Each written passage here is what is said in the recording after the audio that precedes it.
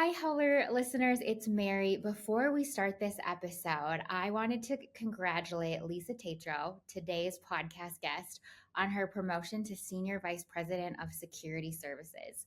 When Chelsea and I sat down with Lisa for this episode, it was right before she got promoted. So we introduced her as the Vice President of Security Operations. But we are so thrilled to see her elevated to the SVP of Security Services role. So enjoy today's episode with our new Senior Vice President of Security Services, Lisa Tetrault.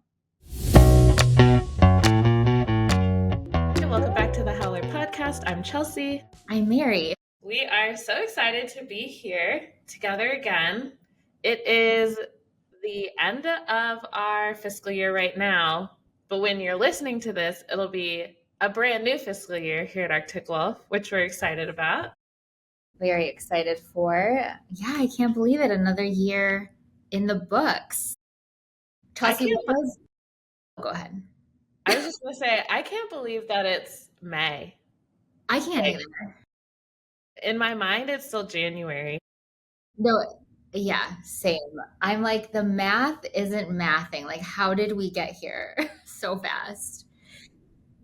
And in my mind, it's basically June because I have so much stuff coming up the next couple of weeks that is meant to be already there. So I'm like, how are we already? Literally. Well, we're both of our Mays are just like a wash in a good way. But it's like we're traveling for like a month. Yeah. So yeah, lots of fun stuff ahead. Okay, well, so what's a highlight from your fiscal year 20? It's always so hard to recall things that happened earlier, you know? Yeah. Like obviously the things that just happened. It's just like the recent stuff. Yeah.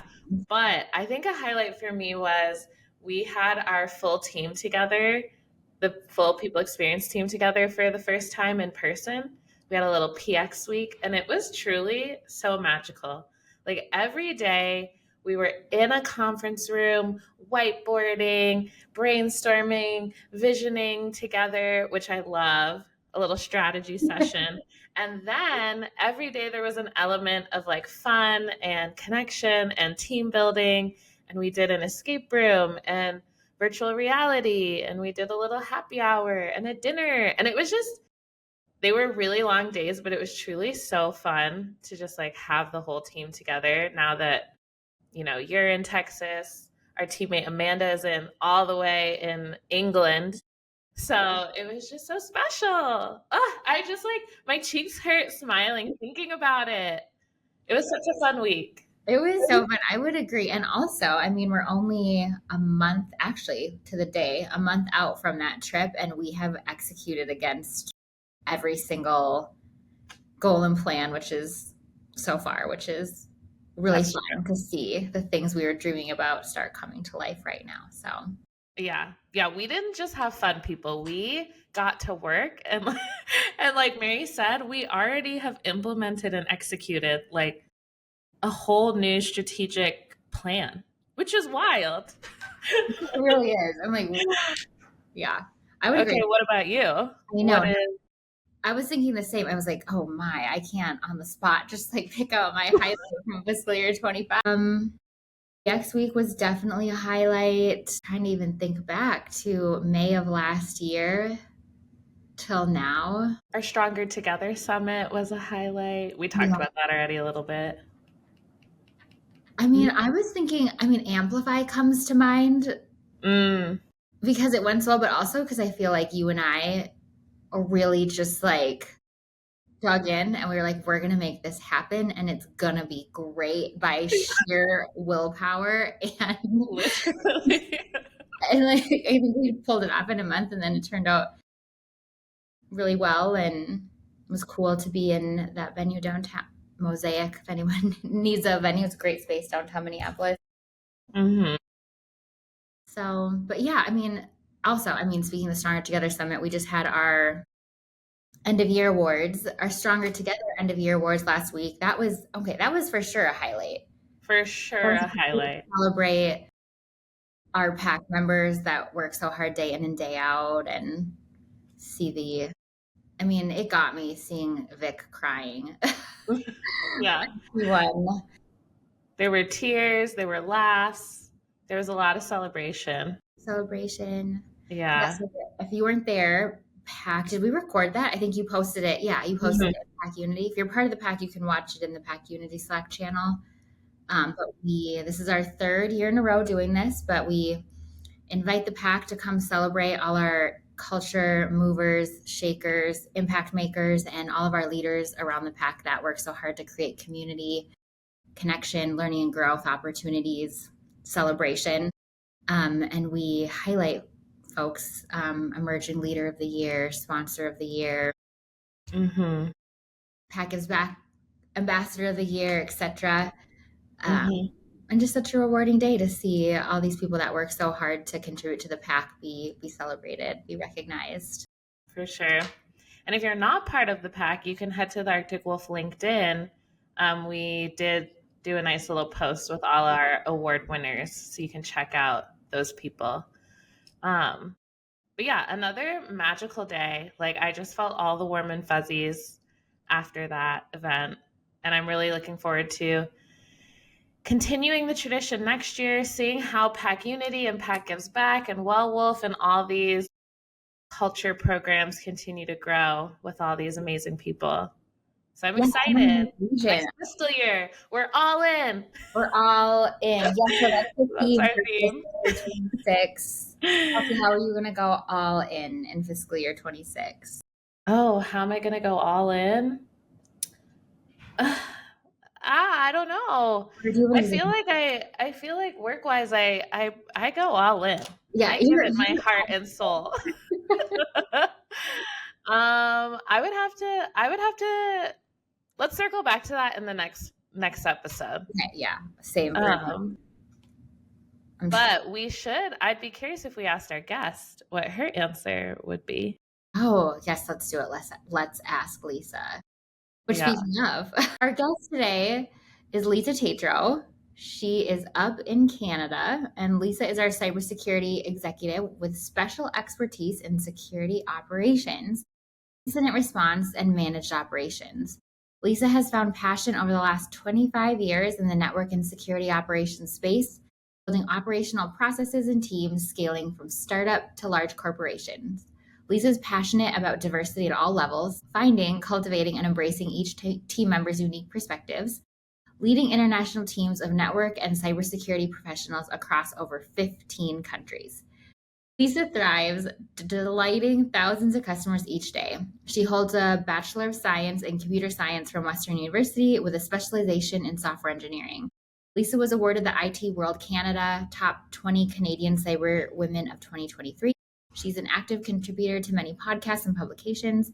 Lisa recently graduated from the Toronto Metropolitan Emerging Leaders Cyber Initiative program in October of 2023. Okay, well, I'm so excited.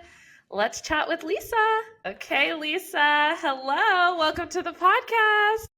Thank you. I'm so excited to be here. We're so excited to have you here. I know that you are a longtime Howler Podcast listener. A long time is in the year and a half that it's existed. So you know how we start every episode with our guests with some sort of fun trivia, would you rather? So I'm curious, what trivia do you think we came with for you today? Well, you probably came, now that you say that, with likely something about the Howler Podcast. But I was expecting hockey. My gosh, Lisa, I should have done. That was such a brilliant idea. I should have given you trivia about the podcast. Can we just stop recording, find a new date so that I can do? Let's do it. No, but you Deb in curling. I can tell you about Carrie and maybe her magic moment, and about. Okay, who is a Disney fan? Wait, who is a Disney fan? That's Dan Chiappa for sure. Okay, who loves Beyonce? Kristen? Who once said the kiss of death is What is the kiss of death? It's like not having humility, being a know-it-all. I want to say Lane. Was it Lane? It wasn't Lane, but you're in the right direction. Nick? Was it Nick? Yes, it was Nick. Nick. He said the kiss of death is, he didn't say know-it-all. Or maybe it wasn't know-it-all. Person lacking humility. Okay, that was my pop trivia. You didn't. Who once said it's not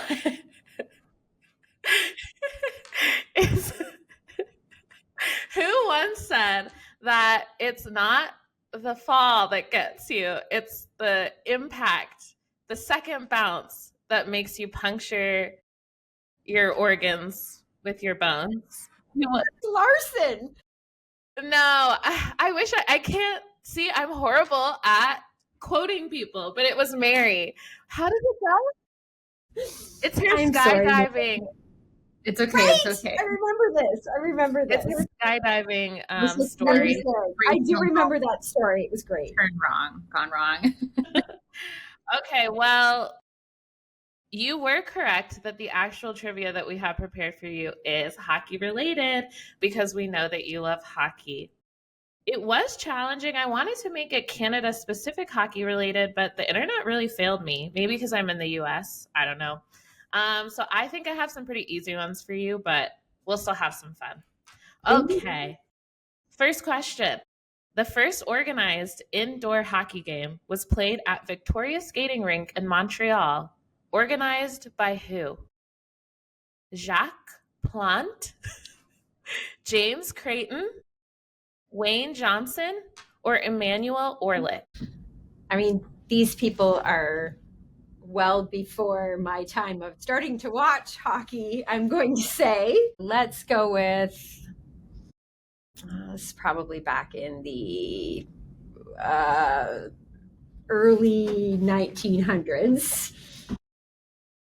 Let's go with Jacques Plante. Which one? Jacques Plante. No, I'm sorry. It was James Creighton. But you were correct that it was early I think it was like 1850 something. Well, he was in the late 1900. He was like mid 1900s. So yeah. Sorry, it was like I think the game was like 1857. I didn't write it down, but it wasn't even in the right decade then. Where you said 19th century. No, this was like so Jacques Plante wasn't till like 1900s something. So I'm like way in the wrong decade. Wait, I thought I made up some of these names, so I thought Jacques Plante was one that I made up, but you're saying he's a real person. He's a goalie. He is who created the goalie mask. 40s. So yes. I'm like 70 years wrong. Okay. I thought you were saying you were wrong when you said that the game was in the 19th century. I was like, no, you're right. It was in 1857. Wow. Okay. We're back on track. That was not a name. I made up Wayne Johnson. That was the one I made up. Okay, moving along. In 1993, what Canadian NHL team won its 24th Stanley Cup? We're going to go with the Habs. Sorry, Montreal Canadiens. Okay. I was like, the who? Yes, correct. And they have still won the most Stanley Cups in history. Yeah, I'm not a Habs fan. Okay. The NHL Original Six actually started with 4 teams until it expanded to 6 in 1924 and 1926. Which teams were not part of the original teams? Here are the 6. I know you know them, but the Boston Bruins, the Detroit Red Wings, the Montreal Canadiens, the New York Rangers, the Chicago Blackhawks, and the Toronto Maple Leafs. Which 2 were not actually the original 4 teams? This is a hard one because I only knew that there was an original 6. So if you had to guess. Okay, I'm going to go with Chicago and Boston. Good job. Okay, yes, Boston and Chicago. I didn't write when, but they joined in 24 and 26. Okay, 2 more. If Tiger Williams holds the record for most penalty minutes in NHL history, he's a Canadian player, amassing how many minutes? 3,236. That was A. B is 3,966. C is 4,116. And D is 4,366. I'm going to go with C. Close. It was B. 3,966 penalty minutes. That's a lot of minutes. Yeah, he must have sat in the box, the penalty box, quite a bit. I mean, did he even play? It's like he stepped foot on the ice and then went into the penalty box. Yeah, that's probably very true. Okay, final one. How many Olympic gold medals has the Canadian national team won, men and women combined? Total Canadian national team medals. Is this a true or a pick an answer? No. No. Your Canadian blood is on the line. Oh. Just joking. Okay, I can make up some numbers for you really quick. Do you want? I mean, if you'd like to. I have a number in my head, but let's give me some numbers. Give me some choices. Okay. Don't look at me though, because you'll be able to tell what as I'm making it up. Okay. A is 10. B is 14. C is 13. And D is 11. I'm going to go with 13. Close. It's 14. What was the number you had in your head, Lisa? Yeah, what number did you have in your head? Oh, okay. Yes, the men have won 9 and the women have won 5. Okay. All right. Okay, that was fun. Well, and for PAC members that don't know, like maybe if you're listening and you're new or you're in Asia somewhere, Lisa is a dedicated member of the Arctic Wolf Canadian hockey team that won the season. You were the league champs most recently, right? We did. We won the league this just recently. We have a great team. Yeah, and you guys have jerseys, the whole thing. What's been like? What position do you play on the Canadian hockey on the Arctic Wolf hockey team?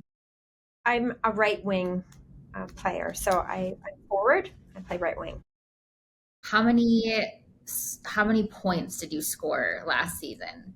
I didn't have very many because I was traveling so much. So I was a really dedicated team member. It was the wrong. When I'm there, when I'm in town and I'm able to come, so I will show my support by attending. But we have a really deep bench, which means we have a lot of skaters that participate. It's great because we have team members from R&D, from S2, from product. It's very cross-functional. It's a great collaborative team, which I love. And it's really great. We have great competitive and a lot of camaraderie across the team. And I feel like people come and watch the games because I know I recently saw a photo and in the background you see all of the fan posters. Yes. That's sweet. We had about 40 people or 50 people come out to our last game and had a banner. They had a huge banner. It was great. It was pretty fun. That's amazing. Yeah, it was a really great atmosphere for us. I remember looking across the ice and all of the fans were there. It was really great. Yeah, that's a lot of fans for a rec game. Especially because aren't those adults at night? Yeah. Adults. Wait, what did you say, Mary? I said, I was like, that's pretty, it shows a lot too, because aren't the games typically pretty late at night? Yes, we're usually on the ice after 10 p.m. Yeah, I would be like sending my support, but I will be sleeping. Literally. That is past my bedtime. At least hockey games are short comparatively to other major sports. Anyway, okay. Yeah. Yes, this was so fun. Lisa loves hockey. What's the name of the Arctic Wolf team? Is it just like Arctic Wolf hockey team? It's the Wolves, Arctic Wolf, Wolves. Okay, go Arctic Wolf Wolves. Next season, we want back-to-back champs. No pressure. Well, okay, and then Lisa, you said you don't like the Montreal hats or whatever. So what team do you support? I'm a Toronto Maple Leafs fan. Maple Leafs. Yes. Were you going to say more? Go ahead. We haven't won in a very, very long time. It's really sad. So, it's been a very long time. I've not been alive since the Toronto Maple Leafs have won a Stanley Cup. So anytime we get to the playoffs, it's a challenging time for us Toronto Maple Leafs fans, because we want to cheer our team on, and then they get to the playoffs and they don't often do very well. But it's always this year. So yeah. You sound like a Minnesota Vikings fan. Totally understand. Yeah. Okay, well, let's continue to get to know you a little bit better. We know you love hockey, but there's so much more to you than that. So as we work towards like talking about your role here at Arctic Wolf and your journey in cybersecurity, let's go all the way back to little Lisa. What did she want to be when she was little? What did you want to be when you were growing up? And kind of take us through a journey of like, when did you learn about cybersecurity? How did you become interested? How did we end up here on this lovely podcast together? Sure. So when I was little Lisa, I was always playing sports growing up. So I did a lot of team sports and also individual sports, but they were non-traditional, I'm going to say, often. So I was like pole vaulting and curling, and I also did some traditional sports too. I played baseball, I did gymnastics, dance, tennis, that type of thing. I thought that I might be a physiotherapist at first, just with all the sports that I was in. And I was also really good at math. And I also had a little bit of an interest in being a lawyer. So there was nothing specific, and none of the three really were connected, right? Yeah. Those three interests were just not connected. Late in high school, I got really sick, and I was in the hospital quite a bit. And then I decided, because of how much time I spent in and out of the hospital, that I didn't really want to be in a hospital very much. And I thought, well, that's probably something I'm just not going to do. So I ended up choosing a career path based on what I was pretty good at, which was math. And at that time, it was like, well, you can be a math teacher. That's kind of what you want to be.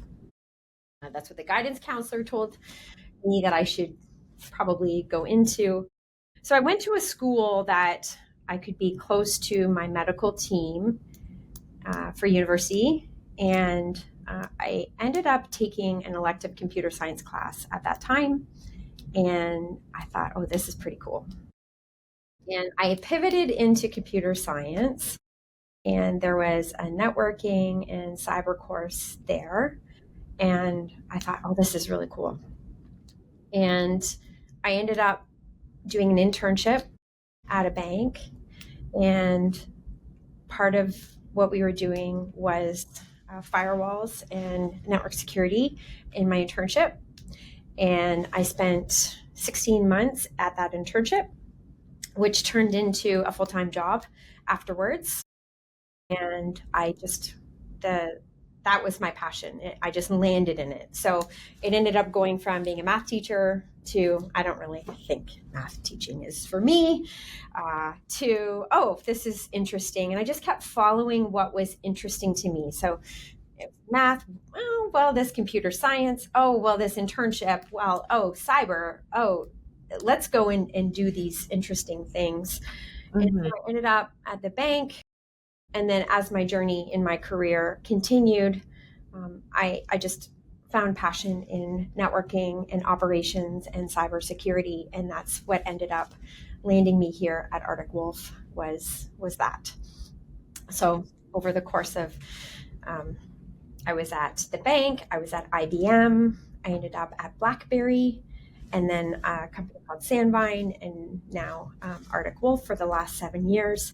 I just found passion in operations and cybersecurity together, and I've been able to expand my career here at Arctic Wolf, and it's been the best 7 years of my career, if I'm being honest. Well, so tell us about what brought you to Arctic Wolf. Did you know someone that had come, or did you find it? I mean, you really were here at the beginning of a lot of what we know Arctic Wolf to be today when it comes to the SOC, Security Operations Center, for those that might not be familiar with that term. It was actually a friend of mine that worked at a competitor.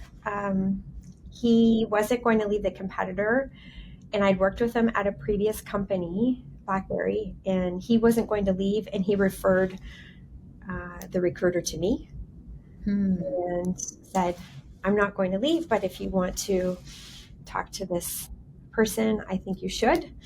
And I ended up here because I was at a point in my career over at the last company that I started looking, and I thought a change was in the horizon for me.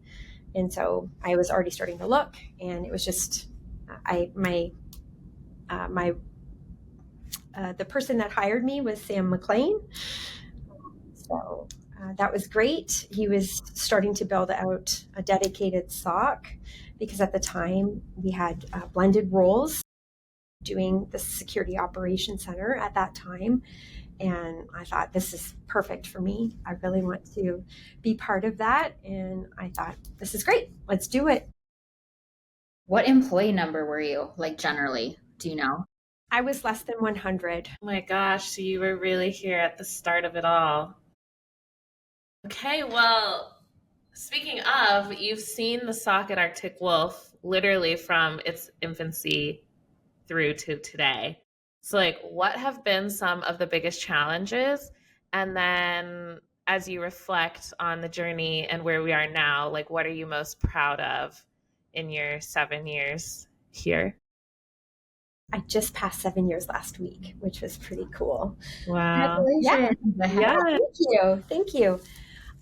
I think some of the biggest challenges was along the way was about scaling. I think scaling as we were growing in hypergrowth phase, it was a challenge and it was an opportunity in the same breath. Optimizing the operational efficiency was a great time for growth at Arctic Wolf. And maintaining that agility and effectiveness to deliver the outcomes that we were looking for our customers was pretty important. And I think implementing the processes that, one quarter was great, and then they became obsolete by the end of the quarter. We were in such a rapid growth phase. It was a testament to our success and how big we were getting. And it gave me a lot of moments of pause over the years. And it was a really great time and a great opportunity. And each quarter, I take the time to pause and reflect on what I've learned and what we need to do moving forward, because every quarter is a new quarter to think through where our business is and what we need to deliver for our customers, which may not be the same for the next quarter. And kind of my moment every quarter to do that. I really feel that I'm proud about all of the team that we have. They are deeply committed to our meaningful mission, and the impact of our work is so meaningful. We have exceptional talent and we are really collaborative. And I think the team that we've assembled, not just within S2, but across all of Arctic Wolf is really important. I see a lot of resilience across the organizations, and the flexibility in navigating the change and seeing that evolution is really important. I'm really proud of the culture that we have at Arctic Wolf. Even the cultural values, they resonate with everyone. You see it on the walls, right? And I like seeing us save customers from having like that bad day. And we have a Win Security channel. I'm sure you both have seen it. I love seeing our team that has like personal responsibility when the threat actors are peeking around in the environments and they want to stop them from getting into the customer's crown jewels.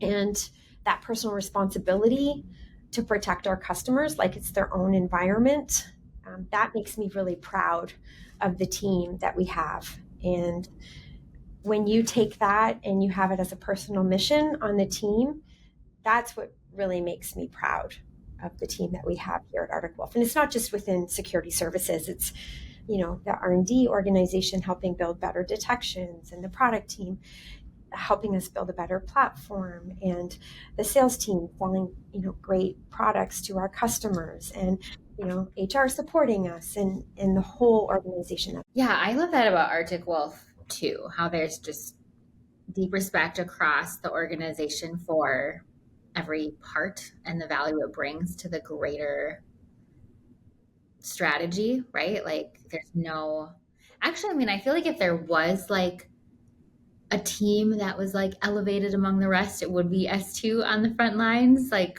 24/7. But I mean, I say that with like, no, there is no like, the world revolves around one specific team because everyone understands the value that we all bring to the table in our different areas.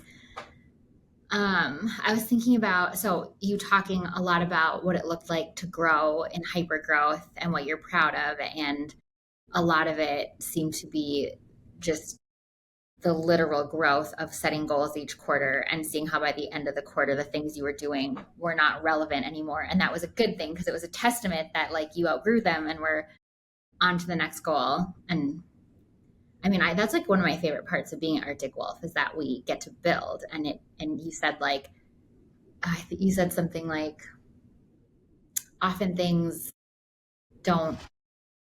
aren't like the things that are needed aren't the same as they were before. And I feel like that's usually the norm here. Yeah. But, you know, so it's like what makes it fun is that we're constantly, there's new challenges to solve and things to figure out.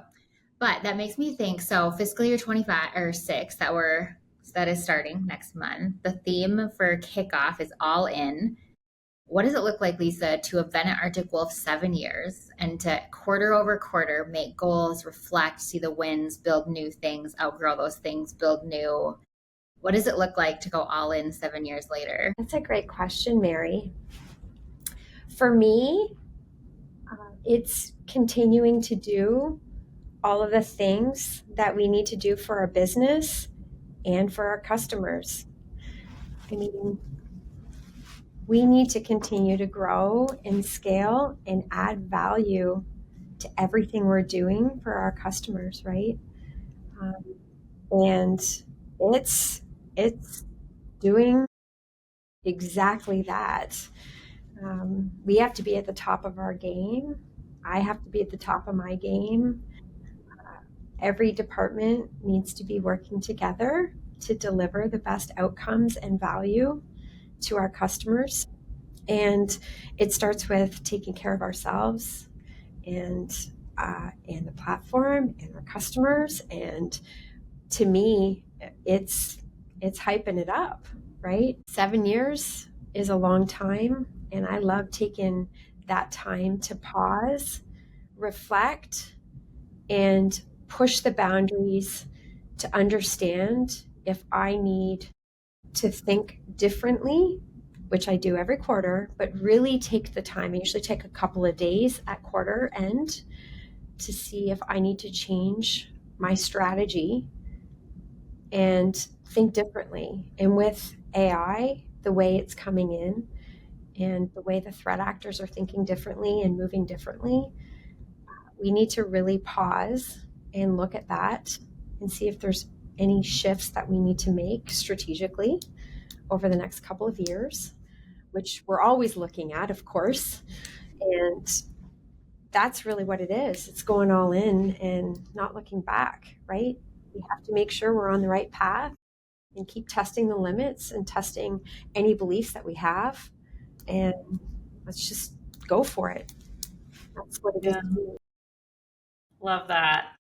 I know you just said not looking back, but I do have a question about the past 7 years. Before we keep moving towards the present and talking about the present moment, I am just curious. We've talked a lot on the podcast with different guests about work-life balance, and sometimes in your career, there's times where it's like, the balance is going to be a little skewed. It's heads down, I'm grinding, and that's just part of it. And I'm wondering, in these past 7 years, if there's a specific time that you can recall of like, this was just, I'm sure the whole 7 years was a wild ride, but whoa, these 5 months in 2019 just blew my mind. We were doing XYZ and yada. Like, is there a certain time that you look back to that was wild, but maybe with fondness now? Remember times where we had a mega event and we didn't have any process around it. And we didn't have any technology and tools that were really supporting it. And we were doing a lot of things manually. Can you define for those that might not be familiar what a mega event is? Absolutely. Give us some. So for context, when all of our customers might be experiencing the same the same threat across the environment, then it's all hands on deck for all of our customer base. Our general approach is to contact all of our customers by phone, by alerting them. We're all engaged. It's all hands on deck. And to do this, you need proper tool set, you need a platform, you need everyone firing on the same way. And I remember times where we didn't have the greatest of all tools to be able to get us in the right direction at a scalable approach, right? We had the tools, of course, but it wasn't scalable. It was a very manual process. We all had to do the right thing for our customers, and we did. And I remember the times back then where it was a big monumental effort to be able to do right by our customers, and we still did. And I reflect back at how far we've come and how many customers we can contact and support, do all the same activities in a fraction of the time now than we did back then with a much smaller customer base. And so that to me is a testament to how far we've come. And I'm really proud of those moments. The support we have, the departments we have now, the whole collective group coming together, different functions and departments across the organizations. It's a much different approach, and we can scale it much different. Yeah. Well, and Mary and I always talk about those moments, those big moments where you're like putting out a fire together, or you're working on this project that feels like it's like sucking the life out of you. Doing it with your team, it makes you so much stronger when you have that support, when you can like find the moments to laugh about it together, about it maybe, whatever you need, lean on each other. It just makes you so much stronger on the other side of it. Sure. So yeah, I can imagine navigating a mega event without the processes that we have in place today.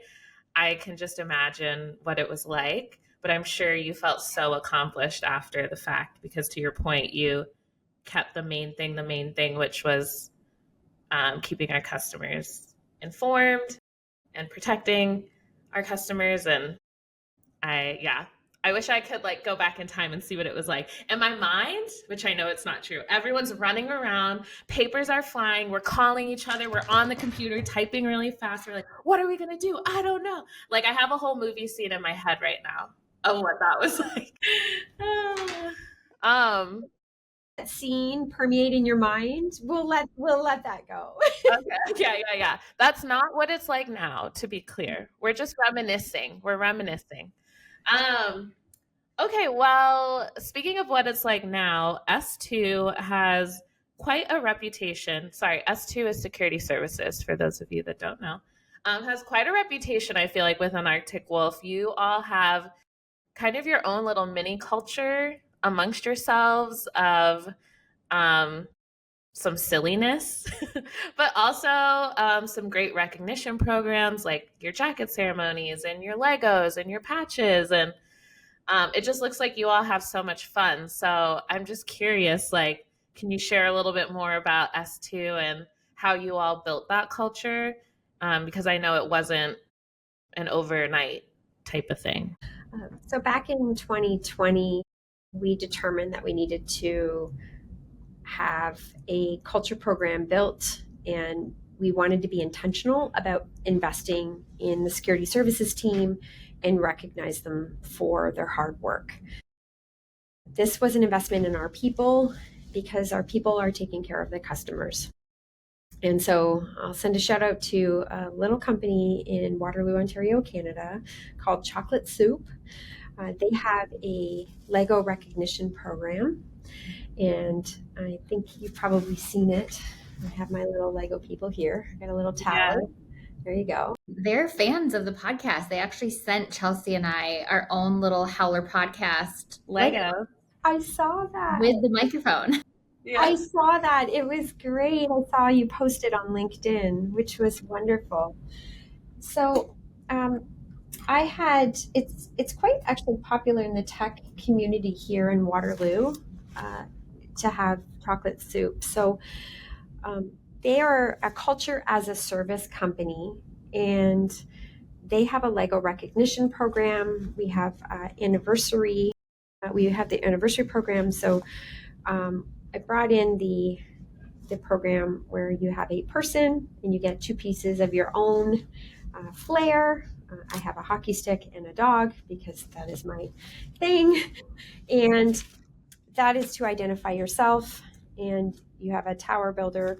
And for us, we do blitzes with it.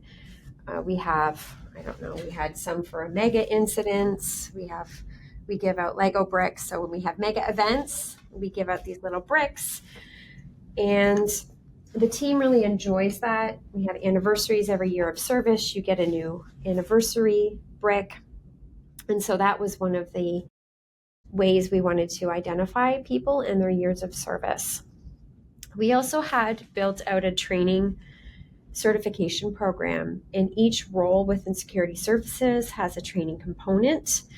And the team members had to certify in their role. And every time they're certified, they get a certificate and a challenge coin. And 1 year later, they had to recertify in the role. And once they've done that, we have a big ceremony, and somebody gets to walk down the carpet. Some locations have a red carpet, some have a blue carpet. And we honor them with a jacket. And in that jacket, it has a patch with their roles. So it might say TSE1, it might say CSE1 or CSE2, which is a triage security engineer 1 or a concierge security engineer 2 or incident response or whatever the role is that they are in. And it also has their call sign. So they can customize that, whatever their call sign is. And we celebrate them because now they've got hours in seat in that role for a year, plus they've been certified in that role twice. In addition to that, we also have an annual Alpha Dog program, and it's actually coming up in May. We get to announce the winners. It's our annual program that we recognize the top 1% of the team annually. And this is for a team member and their +1 for an all expense paid trip to a destination we decide once a year. This year it's 4 days, I think, in Nashville. And we're really excited to be honoring all of our team members. The criteria is delighting and protecting our customers, a lot of metrics-based reasons. Really, we're looking for recognition of our team members that have gone above and beyond to give back, all sorts of different criteria, and it's based on their roles. So that's just a little bit of our culture. We obviously also use all of the great programs that Arctic Wolf has, like Bucket List, Star Coins, that type of thing.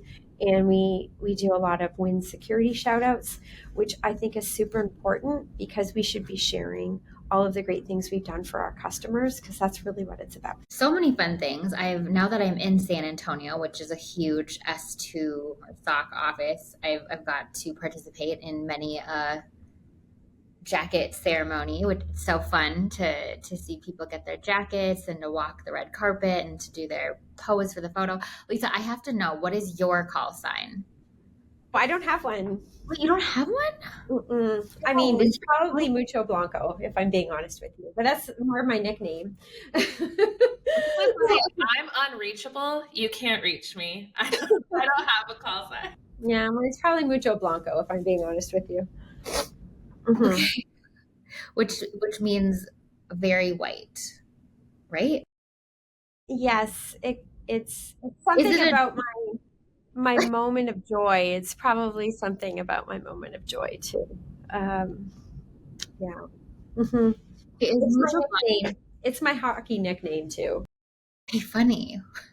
Wait, is it like a reference that I just don't know? Is that like a name of a drink or something? Or like no, it's my nickname at hockey. It's your hockey nickname. Okay. Okay. Are you saying we're going to learn a little bit more later? You might. Oh. You ask me your regular questions, you will. Okay. Well, let's keep it moving, because now I'm so curious. Yeah, I was like, I'm not picking up on something here. Okay, well, yes. Thank you for sharing. And to your point of all of the things you just listed, recognition plays such a big role in people just feeling appreciated at work. And some of these things may seem small, but like even receiving or sending star coins, or we have an HR, like a Celebrate HR channel where we just shout each other out if we see something amazing that someone's doing. And it goes a long way because we all get busy and we all are, heads down in the grind of it. And so it's nice to be able to take a step back and be like, wow, we're really working hard. We're really doing it, So I think S2 does a great job at doing that. Okay, switching gears a little bit. We always love to talk about leadership. And so curious, what is the best leadership advice that you've ever received? Oh, best leadership advice. I think the best leadership advice I've received is about the relationships. And I think this is probably something Carrie also talked about a bit. But relationships are one of the single most important measures of success, I think, within an organization. And I truly believe that you can only be as successful within your own organization, right? So if you don't have the relationships with your peers, with your customers, with other business units, it becomes very difficult to be effective as a company. And it becomes the single most important thing as a whole to be a cohesive unit.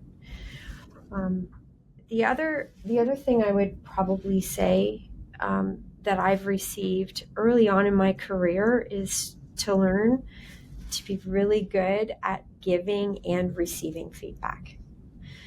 And I really believe that feedback is a gift. If anyone gives you feedback, it might be difficult to hear, but they've built up a lot of courage to give you that feedback. I think it's a gift to be able to listen to it and to internalize it and take it and run with it.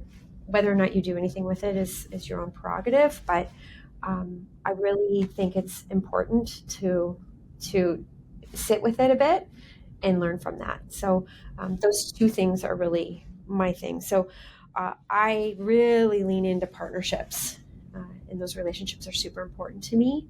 But also the feedback component is also one thing that's super important in the way I live my leadership and my leadership style. Yeah. I mean, it is really hard to grow or evolve without feedback. Mm-hmm. I'm curious, I mean, I'm sure you've received potentially feedback that's been hard to hear, just, yourself. How do you grow that muscle of like, one, listening, accepting, not like internalizing it too much or spiraling, but then also like, how do you discern what feedback you think is valuable versus not? Yeah, that's a great question. I think for me, I oftentimes write it down right away because you might be hijacked in the moment, right? How you might receive it. So write it down, and I usually go back to it within 24 hours. And I might reach out to the person and understand a bit of context within 24 to 48 hours. And I always thank them for the feedback, because I think it's important to thank the person for whatever gift they just gave you, right? And then from that point, you can always decide to adapt and take it, or you decide whether or not it's going to be helpful for you, or it's something that you decide whether or not you're going to take it for context and be mindful of, or decide to not do anything with, right? I think context is everything, and perception is everyone's. Perception is there for everyone, right? So I value that. I also think that I journal a lot. So I get things out on journaling, and I give myself about 48 hours to think about it. And then after that, I put my pen down, and I don't stew about things too long. So that's how I put a time box around it. I love that. I mean, I like the feedback as a gift analogy because it does reframe feedback sometimes if it's hard to receive, of like, this actually could be really good for me to hear this perspective. But I also like the gift analogy because sometimes we get gifts that we don't need or didn't ask for or don't make sense, and we just politely say thank you, and then we bring that gift to the Goodwill or Salvation Army, just, because there is that wisdom to like, not everybody's perspective, like just because they're giving the feedback doesn't necessarily mean it that's right. I'm sorry. Oh, no, you're good. That's why the time box for me is important. I'll just put it on a time box, and that's it. Mm-hmm. Yeah, give yourself that time to and then move on. Well, that sounds like a healthy habit. Which, before we do the rapid fire, really quick, you talked about, right now you talk about like that time boxing technique to help you like manage, like from a mental perspective, getting hard feedback. Earlier in the podcast, you talked about how important it is to be at the top of our game. You also talked about how important it is to take care of ourselves to build our product, which I thought was an interesting point that you mentioned, that we have to be our best to make a great product to serve our customers well. So what does well-being mean to you? What does well-being look like to you as a leader of a huge team and in a rapid hyper-growth space? Yeah. So well-being to me is being in alignment with the balance that I need at the time that I need it. So it may not be the same day over day, week over week, or month over month. And I am totally fluid and flexible, because that's what it looks like for me. And my family is totally in support of that, which I'm very grateful for. So I play hockey several times a week on several different hockey teams. I might walk my dog because I love being outside and outdoors is really good for me. I might ride my Peloton or run on my Peloton. I have a tread and a bike. I might do yoga because that's what I need that week. I might take a complete day off and just do whatever I need to do. If work is getting too busy for me, I might just block the entire day off as if I'm out of office and not interact with people and just get caught up. That feels like well-being to me sometimes, because then I'm not thinking about all of my to-do list and having that in my backpack. I call it my backpack. My backpack is full of my worries, the things that I'm carrying around. It's my backpack. And if my backpack gets too full, then I need to unload it. Okay. I love a spa day. A spa day is good for me. I love meditation. Meditation is good for me. I also love weekend away with my friends from hockey. They're really good for my soul. So that looks great for me as well. And I love journaling. Journaling is where I get rid of junk in my head. And big journaler too. Mm-hmm. This feels really full circle because we started the podcast with you talking about little Lisa and how we got to cybersecurity, and it was all following your interests and passions. So full circle here at the end, kind of cool to see that you keep yourself well by following your interests and passions and making space for the things that feel good and give you joy. That's right. Yeah.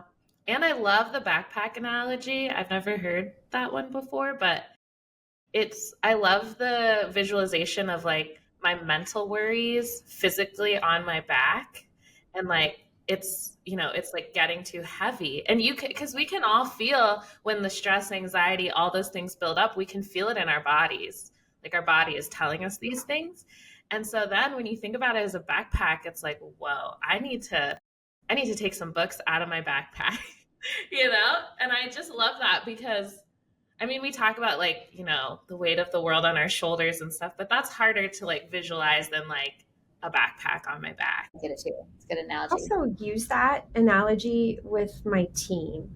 It's like you don't let other people put things in your backpack, and you are letting this go into your backpack. So like you need to set that boundary. So this is not going in your backpack. That's so good. Yeah. So the backpack is very much used, and when I talk to the team in context of boundaries. So just it resonates because it's a visual. Mm-hmm. Mm-hmm. Yeah. Okay. Slay. Love that, everyone. Don't let anyone put anything in your backpack. It's your backpack. You decide what goes in there. Love it. Okay. Can't wait to tell more people about the backpack analogy. I can see me and Chelsea like in a one-on-one discussing what needs to come out of like what's in the backpack. Really? It's going to be a standing item on our one-on-one agendas. What's in the backpack? What needs to come out? I love it. Yeah. Okay. We have come to the end. I feel like we needed more time. But we have come to the end, which is our usual rapid fire questions. And so this is just first thing that comes to your mind. Don't think too much about it. Okay. All right. Best concert of your life. Oh, Chelsea. I have like 4. Can I give you 4? I know it's not rapid if I give you 4. Give me 4. Okay. Taylor Swift, Eras Tour. I went to Vancouver. Last leg of her Eras Tour. 92 Lollapalooza. I know I'm dating myself. Red Hot Chili Peppers, Pearl Jam, Soundgarden were there. I saw Jason Aldean and Dierks Bentley in Arizona at the Super Bowl weekend about 10 years ago with my dad, and it was great. I think it's probably because my dad and I went. Oh, yeah. I would have never pegged you as a country music fan. I love all genres. I know we've already been on a roller coaster. I can't wait to hear the 4th one. Okay. Fleetwood Mac, about 20 years ago, Stevie Nicks was rocking it hard. And that was in Toronto. Hey, those are some good ones. For a second, when we cut to you, I almost didn't know who I was talking to, but love the hair. Thank you. Okay, favorite word? Grit. Ooh, okay. I don't think we've had that one. A place on your bucket list. So my last company, well, over the last probably 20 years, I've been traveling a ton. I'm going to say Mount Kilimanjaro, Tanzania. I have not hiked that yet, and it's on my bucket list to do. At least a portion of it, not the big part, but have you hiked other like well-known massive mountains? Machu Picchu. Okay, cool. Okay, what is something that people often get wrong about you? I think I'm confused with being extremely extroverted, and I'm not nearly as extroverted as people think I am. I'm probably more of an ambivert. Okay. And last but not least, give us a snapshot of an ordinary moment in your life that has brought you joy. So I'm part of a women's hockey team called the Angry Beavers. Isn't that a fun name? I'm filled with, sorry, Mary, go ahead. Brian wanted to name Arctic Wolf? I did. And it was pretty funny when I came in and he was talking about how he wanted to name the team Angry Beavers. And I have swag. I should have wore it today that said Angry Beavers. I've got a toque. I've got jerseys. I've got shirts and sweaters, like hoodies, everything. It's quite funny. Anyhow, this team is a very great group of friends, and I'm filled with joy when I play with these women. And over the years, I've been able to play with like several hockey teams, but I get a lot of, my cup is filled all the time when I'm playing hockey because I can just focus on playing hockey, being on the ice. And it's bigger than just the Angry Beavers. It's other teams as well. But when I'm on the ice, I can make a mistake. I can get back on there in the next shift and try again. But this particular hockey team is super important to me and my life. And some of them have some difficult challenges going on in their personal lives, but as a whole unit, we're there for each other. And it's not Lisa from Cyber. It's not, I'm actually not called Lisa. I'm called Mucho Blanco. We all have different nicknames for each other. It's really about having each other's back, and if someone's struggling, you're helping each other. And for me, that brings me tremendous joy because I can just show up regardless of who I am in that moment or that day, and they've got you. And I adore this part of this team and being able to be authentically myself. That's so special. I mean, anytime you got a group of women together, I mean, I could go on a whole tangent right now, which I won't because we need to wrap up the podcast, but it's so special, to your point, being able to show up, to just show up. Like maybe you're pissed, maybe you're tired, maybe you're annoyed, maybe you're giddy, maybe you're excited. Like just being able to show up in whatever way and not having to like worry how people are going to receive you or respond or have to put on a show for people. You're so lucky to have such a community. Yeah. So, yay, Angry Beavers. Yeah. Okay, love it. Well, also, thank you for putting on this beautiful pink wig. Lisa has a massive wig collection in her office. Because if you didn't get it from us sharing earlier, they have a lot of fun in us too. And we're doing some real serious things over here, but we need to find the levity when we can. And Lisa is great at doing that. And I think it provides an opportunity for our pack members to also show up as themselves and not take themselves too seriously either. So thank you. Love the pink hair. If you ever did it in real life, like I think you could really pull it off. Really good. Great. Thank you. I don't know about the hair sticking out of the bottom. The real hair sticking out of the bottom. It's probably not it. Yeah. I'll probably just crash the next meeting I have with this on. It's usually when we have like tough days, I have to put something on just to make it a better day. But let's go. Yeah. Amazing. Okay, well, thank you so much, Lisa. We were so happy to finally have you on the podcast. Can't wait for you to listen to your very own episode. Oh, I don't know about that. But anyway, thank you. I really am grateful that you asked me to be a part of this. Thank you so much. Yes. Of course. For the greater fact to get to learn more about Lisa. Thank you. Yes. Thanks for being here. Thanks, Lisa. Thank you. Okay, wow. What a great conversation with Lisa. Yes, she's just so fun, so like smiley and bubbly, but also so passionate. Yes, I was really looking forward to the conversation and getting a peek behind the curtain, if you will, of who is Lisa. And so that was fun to see today. And great 2 episodes in a row we've gotten to hear from women in leadership at Arctic Wolf, which is fun as well. Yes, we got to keep it going, keep the momentum going, more women. Okay, well, May is a jam-packed month here at Arctic Wolf. We have company kickoff because, again, it's the start of our new fiscal year. This year's theme is all in. So we're going to circle back next episode to talk about how we plan on going all in.